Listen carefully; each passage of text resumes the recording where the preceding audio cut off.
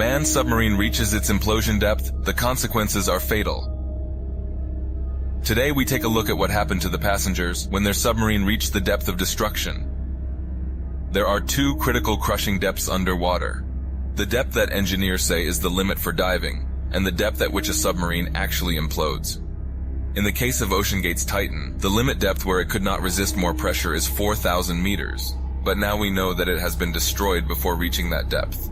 In fact, the maximum it could have descended is 3,800 meters, in the seabed where the remains of the shipwreck are located.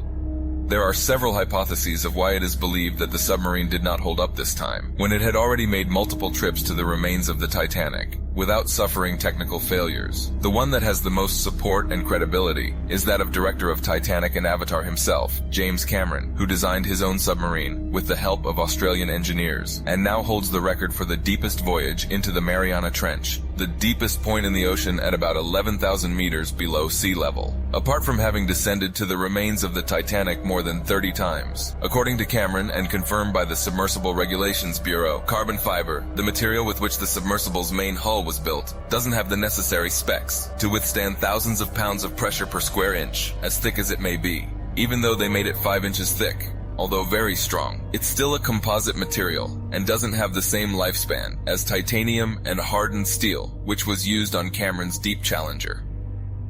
That's why with each trip, it weakened to the point where it could no longer resist, and once cracked it ended up disintegrating, like a piece of ultra-tempered glass, under millions of tons of pressure.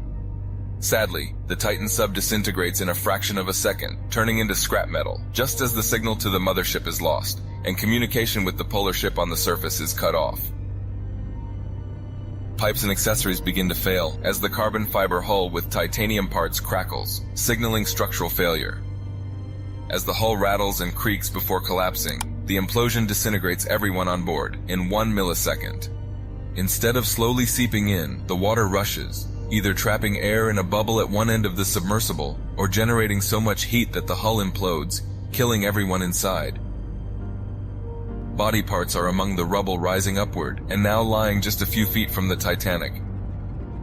Very chilling, but yet comforting knowing that the pain or suffering was minimal, and it all unfolds so fast that the nerves aren't fast enough to send signals to the brain for them to feel it. It's basically like a Thanos snap. To put it bluntly, the crew became kinda like a human sauce in the blink of an eye. The anatomy behind this is that it takes time for information like pain to travel through your nerves to the brain and be processed. In the case of pain, it takes approximately 100 milliseconds, that is 99 milliseconds more than the implosion took. The incredible thing is that it takes 13 milliseconds to process visual images, which means they disappeared before realizing what they saw. There were 5 people in the Titan submersible. Suppose they weigh 80 kilos each. That means that there are about 400 kilos of remains that have to go somewhere. So why do they say they won't find them? Well, first we must take into account the heat, because the submersible produces a giant air bubble inside. The pressure compresses that air, and when that happens, it heats up to approximately the temperature of the sun, about 5,000 degrees Celsius.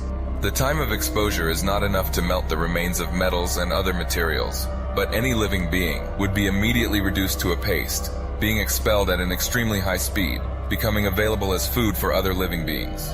Although it sounds horrible, is where at some point we are all going to end up.